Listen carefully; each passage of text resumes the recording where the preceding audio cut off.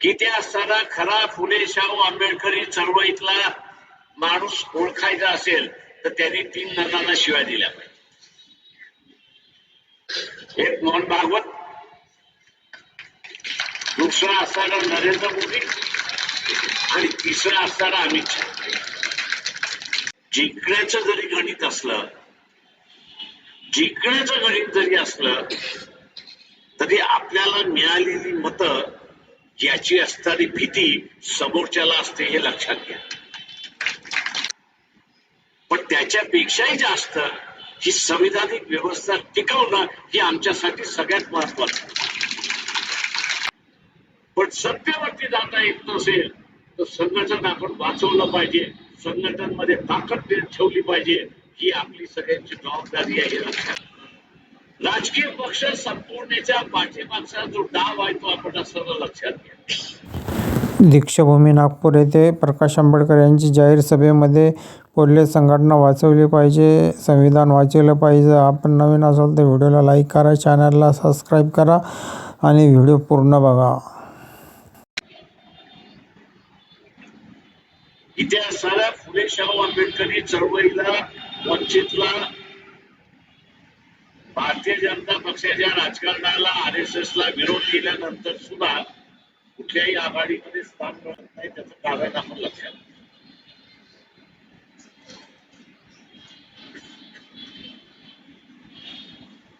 त्याचं कारण आपण असणं लक्षात. आणि त्याचं एकमेव कारण आहे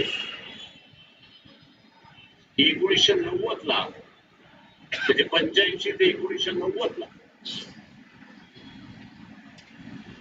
या देशामध्ये जे जनता दलाचं वादळ उभं केलं,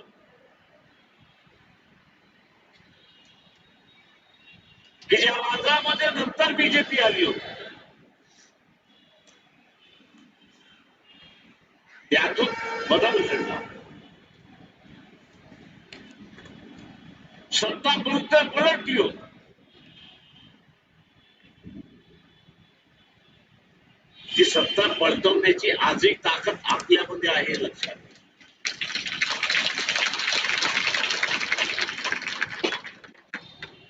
ती सत्ता पलटवण्याची ताकद आपल्यामध्ये आहे हे लक्षात घ्या.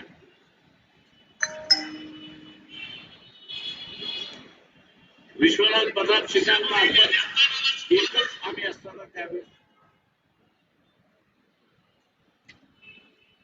स्लोगन द्यायला लागलो.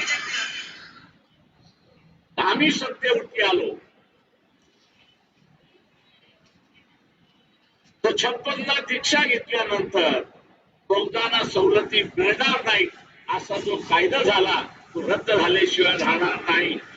समोर उभा राहिला आणि बलपून टाकला अशी असतात. आणि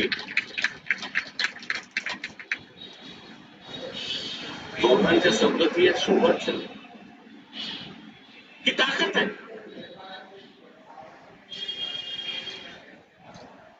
आताही असताना आपल्याला ताकद वापरावी लागेल.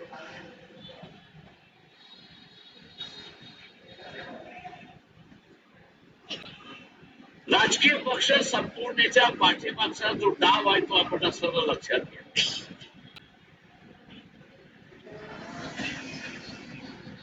संविधानवादी जो समूह आहे त्याला संघटनच राहिलं नाही तर तो विरोध होतो.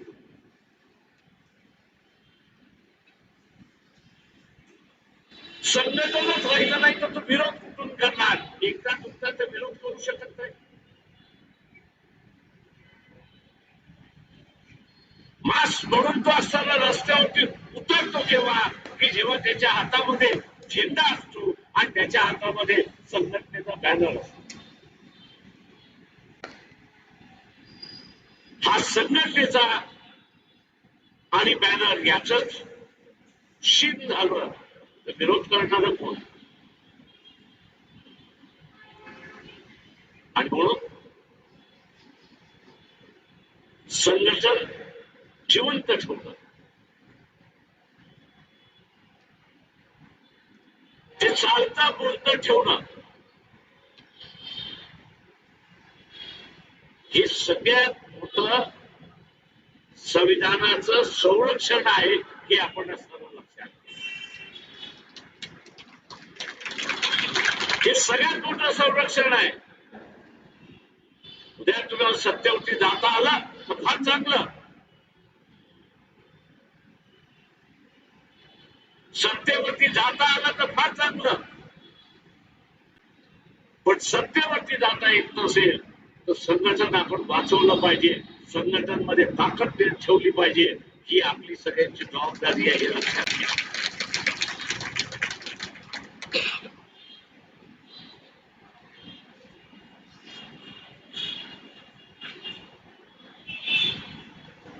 संघटनेच्या ताकदीचा असताना तो एहसास आहे हा मोठा. कारण समोरच्याला भीती वाटते, समोरच्याला दहशत असते की हा जो उभा राहिलेला मास, मग तो मताच्या स्वरूपामध्ये उभा राहू किंवा मोर्चाच्या स्वरूपामध्ये उभा राहू, त्याच्या विरोधात आपण असायला गेलो तर दोन हात आपल्याला करण्याची पाळी येते की काय, ही भीती असते. आणि त्या भीतीपोटी तो आपलं शेवटचं पाऊल टाकत नाही, हे लक्षात घ्या. आणि म्हणून निवडणुकीमध्ये मी नेहमी म्हणत आलेलो आहे, जिंकण्यासाठी आपण लढतो, याच्याबद्दल दुमत नाही. पण जिंकलो नाही तर मला असणारा 80 साली परभणी मधल्या वाकोडे नावाच्या असणाऱ्या 80 वर्षाच्या व्यक्तीचा निरोप आला होता की माझी ही शेवटची निवडणूक आहे, माझ्या निवडणुकीच्या प्रचाराला घेऊ. आणि मी त्या वाकोड्यांना विचारलं की 80 वर्ष झाले तुम्ही लढताय का? तेव्हा ते म्हटले वय झालेलं नाही तुमचं. वय झालं तर तुमच्या लक्षात येईल की चळवळीची टीक ही टिकली पाहिजे. मी त्यांना म्हटलं चळवळीची टीक म्हणजे काय? ते म्हटले मी 3 वेळा नगरसेवक झालो, 4 वेळा हरलो, पण या परभणी शहरामध्ये मला विचारल्याशिवाय इथलं काहीच हलत नाही, हे असताना लक्षात. आणि तो म्हटला ते गमक काही असेल इथं मी जिंकतो की बाई मी दुसऱ्या क्रमांकावर. माझे 80 वर्ष झाले. तो म्हटलं कधीही माझा दुसरा पाय मस्तामध्ये गेल्याशिवाय राहणार नाही. पण शेवटच्या क्षणापर्यंत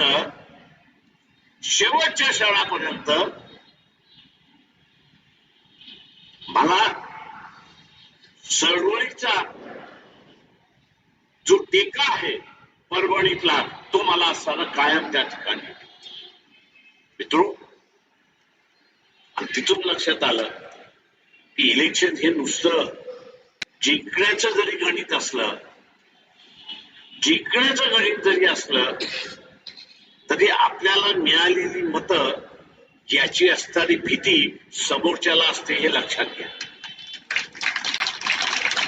भीती असते. तो म्हटला मी हारलो,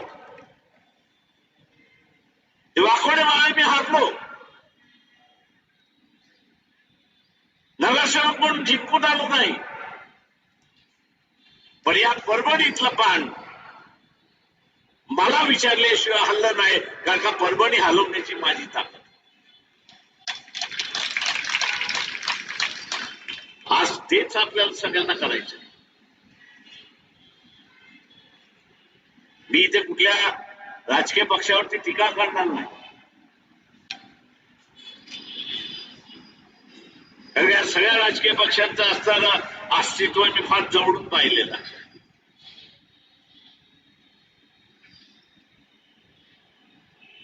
कोण कधी विंध्य होईल आणि कोण कधी विंध्य होणार नाही याचा मी तुम्हाला असा आराखडा पाळायचं सांगतो.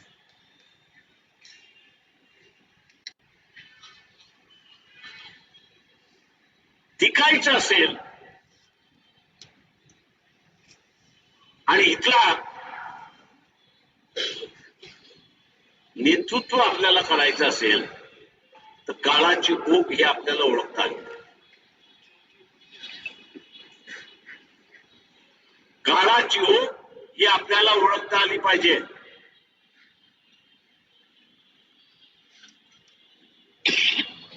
आज काळाची ओघ ही सांगते की समाजवादी इतिहासाला नेतृत्व करू शकत नाही, मार्क्सिस्ट हा असताना नेतृत्व करू शकत नाही, गांधीयन आहे हाही नेतृत्व करू शकत नाही.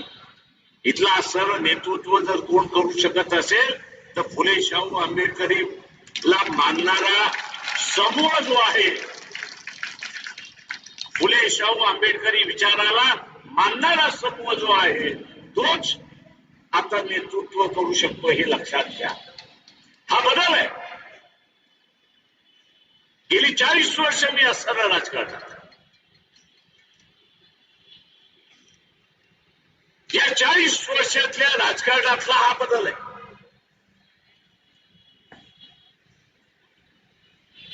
त्यात लोक अपेक्षा करतात आहे सर्वसामान्य सेक्युलर असेल, सर्वसामान्य संविधानवादी असेल, सर्वसामान्य शांततावादी असेल, हा समूह, मग त्याचा धर्म कुठलाही असेल, हा समूह आज अपेक्षा करतोय की फुले शाहू आंबेडकरी जनतेने पुढे येऊन हे नेतृत्व केलं पाहिजे, अशी असणारी परिस्थिती.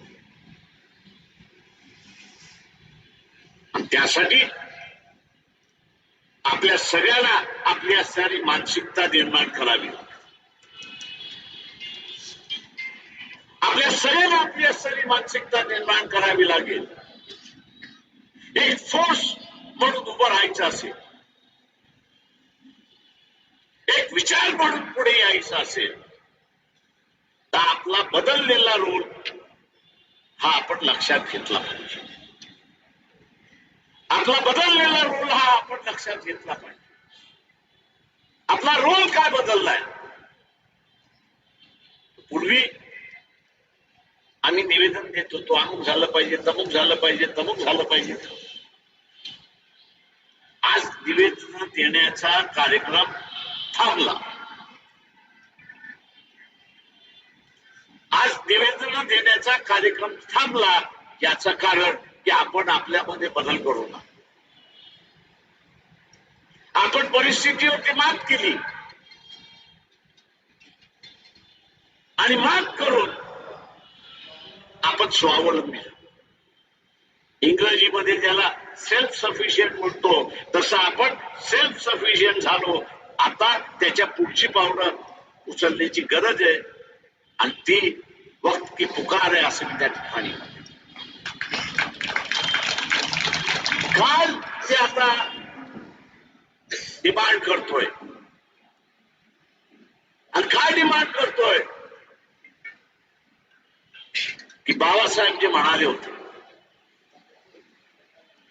इतिहासाला फुले शाहू आंबेडकरी विचाराचा माणूस हा राजकीय झाला पाहिजे, हा सत्ताधारी झाला पाहिजे. ती आता सत्ताधारी होण्याची आणि राजकीय विचाराने परिपक्व होण्याची वेळ आलेली आहे, हे लक्षात. सत्ताधारी आणि विचाराने परिपक्व होण्याची असणारी वेळ आलेली आहे. हा नवा रोल आता आंबेडकरवाद, फुले शाहू आंबेडकरवाद्यांना करायचा. ही इतिहासाने आणि काळाने चाचलेली जबाबदारी आहे, हे आपण लक्षात घ्या. आणि ही चाचलेली जबाबदारी आपण असणारं पार पडली नाही तर जसा समाजवाद संपला, जसा कम्युनिस्ट संपला, जसा मानवतावाद संपला, तशा रीतीने फुले शाहू आंबेडकर वाद सुद्धा संपलेला असेल. कारण का एकाही कार्यकर्त्याला तुम्ही तगवलं नाही अशी असणारी गोष्ट. वाद कायम आहे, विचार कायम आहेत, पण त्याला वाहक कुठे आहे?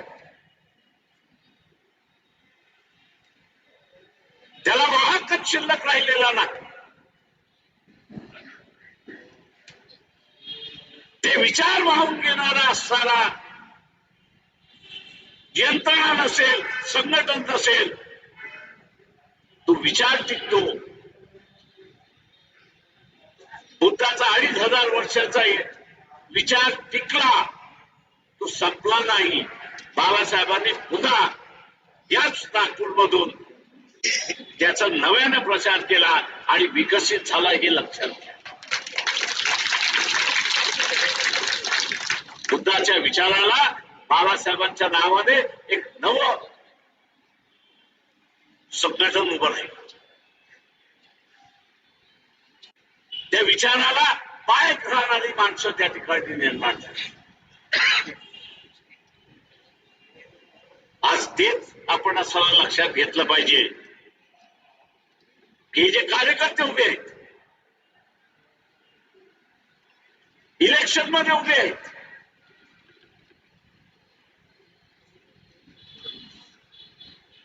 मी सगळ्यांची नावं घेत नाही, पण जे उभे आहेत त्या सगळ्यांच्या पाठीमागे आपण खंबीरपणे उभं राहिलं पाहिजे हे लक्षात घ्या.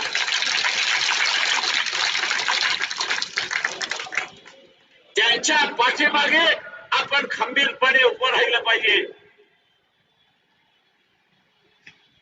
त्यांच्या पाठीमागे आपण असणारा खंबीरपणे उभं राहिला चळवळीतली एक नवीन फळी,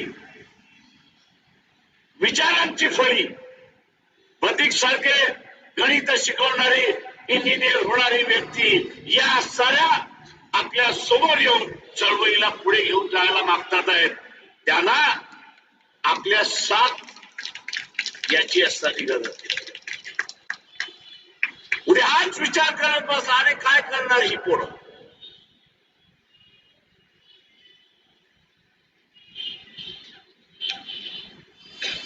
कदाचित सांभाळू शकतील, कदाचित सांभाळू शकणार नाहीत, पण ज्यांना तुम्ही मदत करणार आहात, ज्यांच्यावरती तुम्ही असणारा विश्वास ठेवायला निघालेला आहात, ते तरी तेवढ्या विश्वासाचे पात्र आहेत का? ते तरी विश्वासाचे पात्र आहेत का? आणि फुले शाहू आंबेडकरी विचाराचे पायक आहेत का? याचा विचार आपण केला. मित्रों, इस बार या उस बार अशा अवस्थेमध्ये आलोय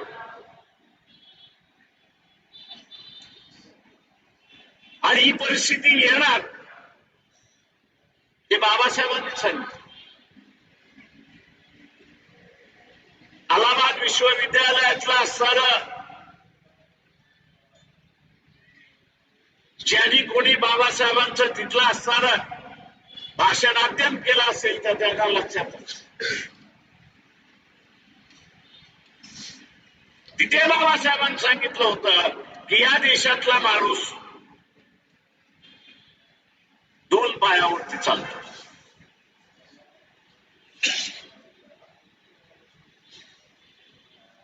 पण तो 2 पायावरती चालत असताना त्याच्याच बरोबर 2 विचारांवरती चालतो.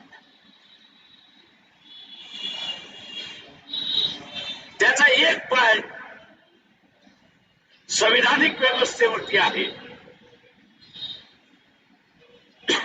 त्याचा एक पाय संवैधानिक व्यवस्थेवरती आहे आणि दुसरा पाय हा मनुवादी व्यवस्थेवरती, हा मनुवादी व्यवस्थेवरती आहे. बाबासाहेब म्हणाले होते, फाकून फाकून हा फाकणार किती, फाकून फाकून फाकणार किती. ज्याने अधिकच याला फाकलं ते याचे 2 तुकडे झाल्याशिवाय राहणार. सांगण्याचा मतीचा अर्थ हाच होता की संविधानिक व्यवस्था घटनेने निर्माण केलेली असली तरी समाजामध्ये एक वर्ग असा आहे, समाजामध्ये एक वर्ग असा आहे की जो मनुवादी व्यवस्थेचा पुरस्कर्ता आहे. या दोघांमधला संघर्ष हा अटल आहे आणि तो संघर्ष आपल्याला असताना दिसतो. तो संघर्ष आपल्याला असताना त्या ठिकाणी दिसतोय. या संघर्षाच्या मध्ये मी कोणाच्या बाजूने, पैशाच्या बाजूने की विचाराच्या बाजूने, मी कोणाच्या बाजूने? मी ज्यावेळेस पैशाच्या बाजूने असतो त्यावेळेस मी मनुवाद्यांच्या बरोबर असतो. मी पैशाने ज्यावेळेस असतो त्यावेळेस मनुवाद्यांच्या व्यवस्थेमध्ये असतो आणि संविधानाच्या व्यवस्थेच्या विरोधात मी ज्यावेळेस माझ्याच बरोबर आहे, मी ज्यावेळेस माझ्याच बरोबर आहे त्यावेळेस मी संविधानवादी व्यवस्थेमध्ये आहे. या अटीतटीच्या संघर्षाच्या कालावधीमध्ये, या अटीतटीच्या संघर्षाच्या कालावधीमध्ये प्रत्येक फुलेशाहू आंबेडकरी माणसाला निर्णय घेण्याचा वेळ आलेला आहे, लक्षात घ्या.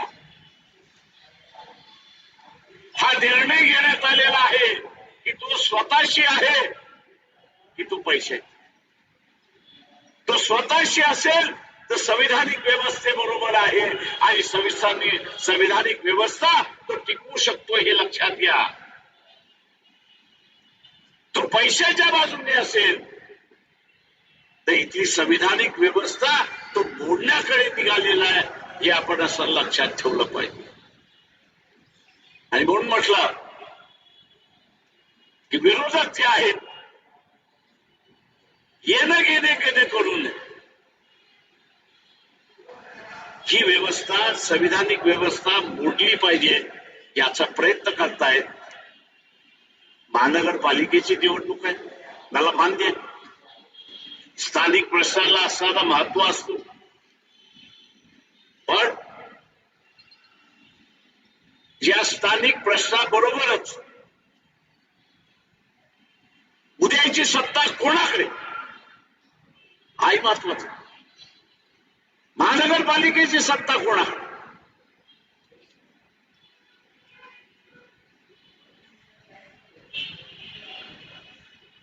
इथे मी जसं म्हणालो कमी उमेदवार उभे करू शकतो. काही वार्डामध्ये एक उमेदवार आम्ही उभं करू शकतो. आणि त्याचं सगळ्यात मोठं कारण मी जसं म्हणालो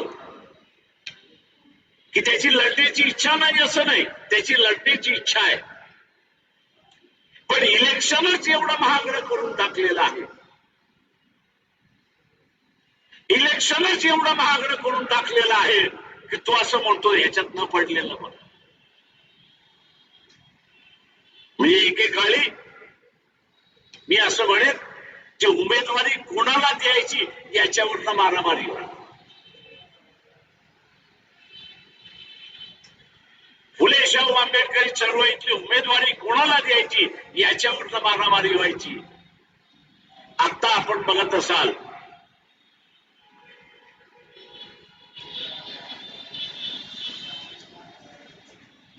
तर उमेदवारी घ्या अशी असणारी परिस्थिती आहे.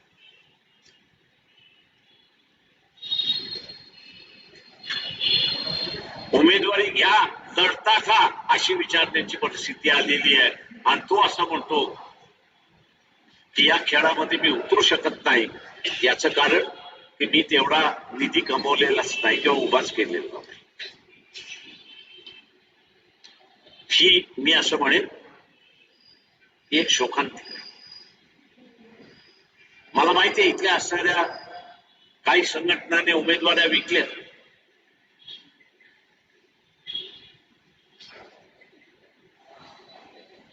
त्या आमच्याकडे आले. तर मी त्यांना असं विचारलं की बा ठीक आहे तू डोनेशन देतोयस पक्षाला, मान्य आहे, मी ते घेतो म्हटलं होतं, पण मला सांग निवडणुकीनंतर काय म्हटलं, साहेब मला सत्ता पाहिजे, जेव्हा सत्ता येईल तिथे मी जाईन. म्हटलं आमचं गणित जमत नाही, आमचं गणित जमत नाही. कारण का आम्हाला इथे असताना सत्ता पाहिजेच आहे, नाही असं नाही, पण त्याच्यापेक्षाही जास्त ही संविधानिक व्यवस्था टिकवणं ही आमच्यासाठी सगळ्यात महत्वाचं. कारण ही संविधानिक व्यवस्था जोपर्यंत आहे तोपर्यंत वंचित वर्ग हा सुरक्षित आहे हे आपण, हा वंचित वर्ग सुरक्षित आहे हे आपण लक्षात घ्या. आणि त्याची सुरक्षितता ही आम्हाला सगळ्यात महत्वाची.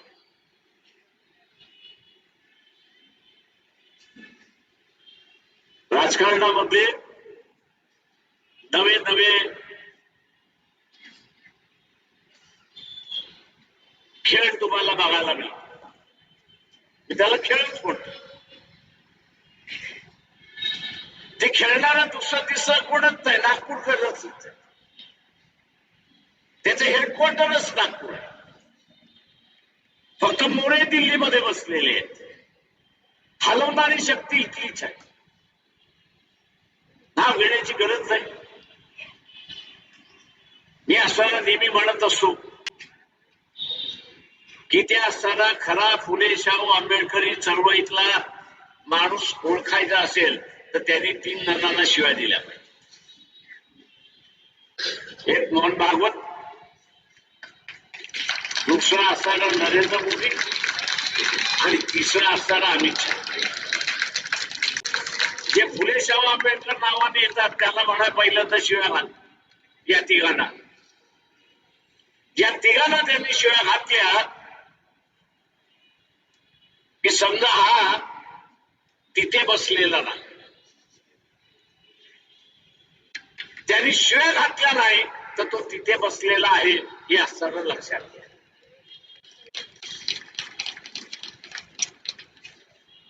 वंचितच्या वतीने RSSच्या तुम्ही इथल्या कायद्याला मानता तर मग स्वतःला नोंदणीकृत का करत?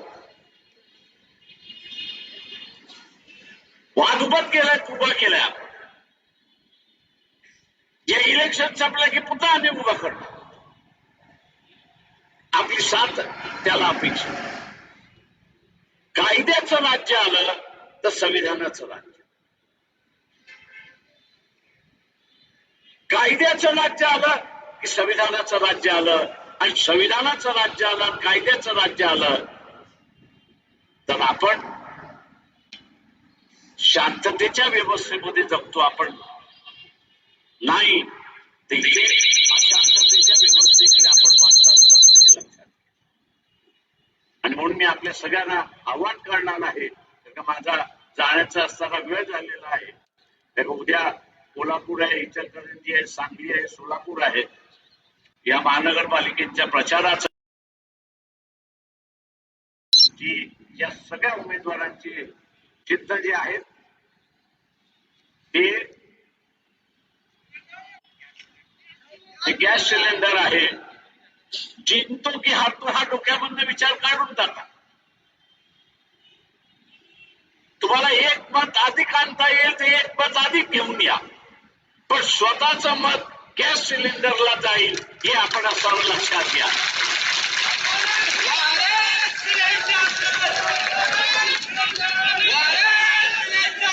मी असं म्हणेन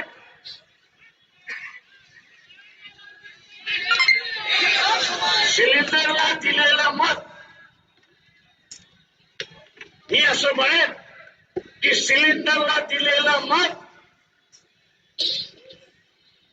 इथल्या सेक्युलर शक्तीला, संविधानवादी शक्तीला आणि मनुवाद्याच्या विरोधात जे आहे त्यांना एक संदेश आपण सरळ देतोय की आम्ही या देशाचं नेतृत्व करायला फुले शाहू आंबेडकरी जनता तयार आहे. हे आपण त्या ठिकाणी करतो असं मी आपल्या सगळ्यांना म्हणतो.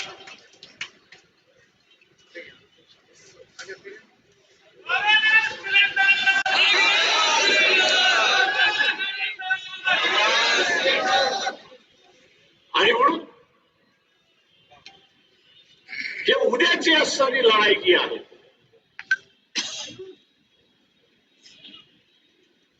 आपलं मत फुले-शाह आंबेडकरीला मेन स्ट्रीम राजकारणातला महत्वाचा दुवा म्हणून त्या ठिकाणी मानला जाईल। तो दुवा निर्माण करायचा की न करायचा याचा निर्णय 15 तारखेला आपल्याला द्यायचा आहे। माझं आवाहन राहणार आहे की हा दुवा निर्माण करण्यासाठी गॅस सिलेंडरला आपण मतदान द्या हे आवाहन करतो आणि आपली सगळ्यांची रजा घेतो। जय भीम, जय भारत।